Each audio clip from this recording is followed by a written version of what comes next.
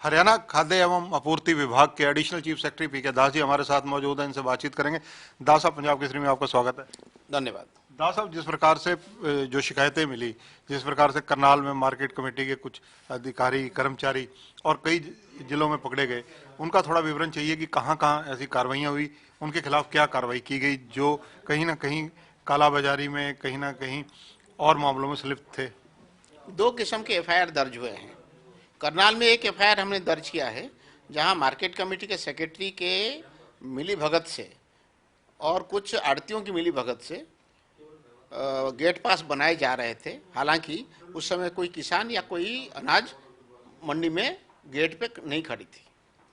तो उस सिलसिले में जो मार्केट कमेटी के सेक्रेटरी हैं, जो डाटा एंट्री ऑपरेटर है और जिन आड़तियों के नाम गेट पास कटे हैं, उनके खिलाफ पर्चा दर्ज किया गया है और उसमें पुलिस अभी ये मामले को इन्वेस्टिगेशन कर रही है। ये एक किस्म का है। दूसरा किस्म का है कि जो कुछ मिलों में अपने आप धान के ट्रक लाना या चावल के ट्रक लाने का हमारे पास सूचना मिली, जिसको पकड़ा गया। और वो चावल और धान क्योंकि हमें बिना इतला दिए ला रहे थे, तो उसमें हमारी आशंका ये है कि वो सरकार को किसी न किसी तरीके से चावल देते वक्त कुछ धोखाधड़ी करने की कोशिश होता। इसके एवज में भी हमने एफआईआर दर्ज किए हैं। ऐसे दो किस्म के एफआईआर करनाल, यमुनानगर और कुरुक्षेत्र में ये दर्ज हुए हैं। सर, अगर इसके अलावा बात की जाए, क्योंकि धान की जितनी परचेज होनी थी अभी तक हो चुकी है, अगर पिछले सालों में अगर देखा जाए तो ये शिकायतें अक्सर रहती थी कि बिहार या और प्रदेशों से जहाँ चावल सस्ते मिलते हैं, कुछ क्वालिटी का फ़र्क होता है, वो जब मिलों में चावल सप्लाई हो जाता है उसके बाद लाए जाते हैं, कोई ना कोई घपला होता है, घोटाला होता है। अतीत में कई एफआईआर भी इस मामले में दर्ज हुई हैं, लगभग 2 साल पहले। तो अब ऐसी चीज़ों की रिपीटेशन ना हो, इस पर कैसे आपका कहते हैं पैनी निगाह रहेगी?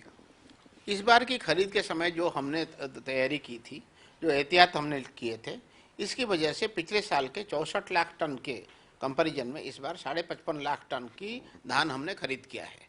लेकिन ये खरीद करते हुए जो भी रजिस्टर किए थे हरियाणा के किसान और जो भी रजिस्टर किए थे बाहर के किसान जो हमारे आड़तियों के साथ लगातार बिजनेस करते हैं, उन सबका खरीदने के बाद इतना बना।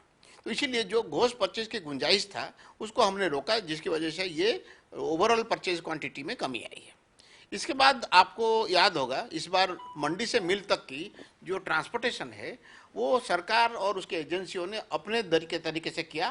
पहले ये मिलर खुद करते थे, तो ये भी एक तरीका हुआ इंश्योर करने की, जो खरीद हम दिखाते हैं वो खरीदा हुआ माल एक्चुअली मिल में पहुंच जाता है।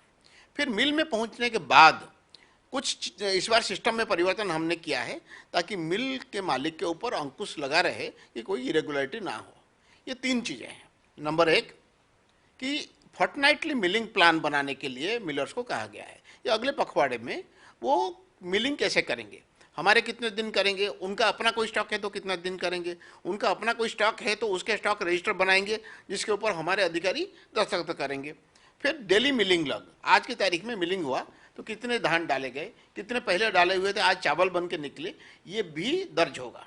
अगर हमारा धान डाला गया था तो वो लिखा जाएगा, अगर उसने अपना धान डाला है तो वो लिखा जाएगा। फिर तीसरी चीज़ है कि कई आपको पता है कि नया जो मिलिंग होता है चावल, उसमें 12% के करीब नमी रहती है। लेकिन अगर 1 साल पुराना हो जाए वो चावल में कमी 8-9% होती है। तो वो एफसीआई के साथ हमने मीटिंग किया था। उसके बाद एफसीआई ने डिटेल गाइडलाइन अपने डिस्ट्रिक्ट मैनेजर्स को जारी किया है कि अगर कोई पुराना चावल की डिलीवरी देने की कोशिश करते हैं तो वो ना लिया जाए और उसमें एतराज़ उठाया जाए। ये जो तरीके हैं, इससे क्या होगा कि बाहर से कोई चावल ला के दे देंगे, ये रुक जाएगा, और हमारे धान को बाहर बेच दें, कोई कहीं और से चावल ला के हमें पकड़ा दे, वो भी ख़त्म हो जाएगा। और हमारे जितनी चावल की डिलीवरी उनको करना चाहिए वो प्रोपोर्शनेटली उतने कर रहे हैं या नहीं कर रहे हैं, ये भी पता लग जाएगा। सर, आगे जैसे गेहूं का सीज़न आने वाला है, सरसों का सीज़न आने वाला है, तो उनकी बिजाई का काम भी लगभग इस वक्त पीक पर है। सारी स्थितियों के लिए आगे मंडियों का निर्धारण कैसे किया जाएगा, उसको लेकर क्या रणनीति तैयार की जा रही है? क्या विभागीय कोई मीटिंग जल्दी बुलाई जा रही है?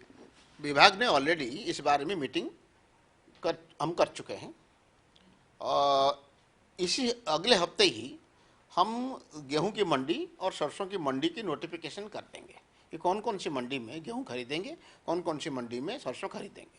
और जनवरी के पहले हफ्ते से मेरा फसल मेरा ब्यौरा में रबी फसल की रजिस्ट्रेशन शुरू हो जाएगी। तो जब किसान रजिस्ट्रेशन करेंगे उस समय मंडी की नोटिफिकेशन हो जाएगा। तो जैसे ही किसान अपने गांव के रजिस्ट्रेशन करेंगे, कौन सी मंडी में उनके फसल अनाज को लाना है वो साथ साथ उनको पता चल जाएगा। इसमें कोई पिछले साल जैसा कन्फ्यूजन नहीं होगा। सर, क्योंकि जितना जितना आप शिकंजा कसते हैं, कानून सख्त करते हैं, प्रावधान उतने ही निकालने की कोशिश, क्योंकि बहुत जनता होशियार है, मेरी फसल मेरा ब्यौरा को लेकर ऐसे अपवाद आ रहे हैं कि मेरी फसल मेरा ब्यौरा जो है उसको कुछ और चेंजेस लाने की ज़रूरत है। जैसे कि जो आदमी किस ज़मीन पर अपनी फसल की बुआई कर रहा है उसका ब्यौरा उसमें नहीं दिया जाता। सरकारी ज़मीनों का भी इसमें हस्तक्षेप माना जाता है कि इस्तेमाल कई लोग करते हैं। क्या इन चीज़ों को रोकने के लिए, इन चीज़ों पर मेरा फसल मेरा ब्यौरा को थोड़ा आधुनिक और करने के लिए और थोड़ा कोई विचार चल रहा है? कुछ कुछ दिक्कतें दिखाई दे रही है। जो गैर मुमकिन ज़मीन है या पंचायत की ज़मीन है या सरकारी ज़मीन है, कुछ लोग कोशिश करते रहे पीछे कि उस ज़मीन को अपना कास्ता ज़मीन दिखा के रजिस्ट्रेशन कर लें और उसके एवज में अनाज बेच दें। इस बार की मेरा फसल मेरा ब्यौरा में उसके लिए हम गुंजाइश नहीं रखेंगे। अगर वो सरकारी ज़मीन होगा तो उसमें डिस्ट्रिक्ट मजिस्ट्रेट की परमिशन की ज़रूरत होगी कि वैसे लीज़ में दिया गया है या नहीं दिया गया है।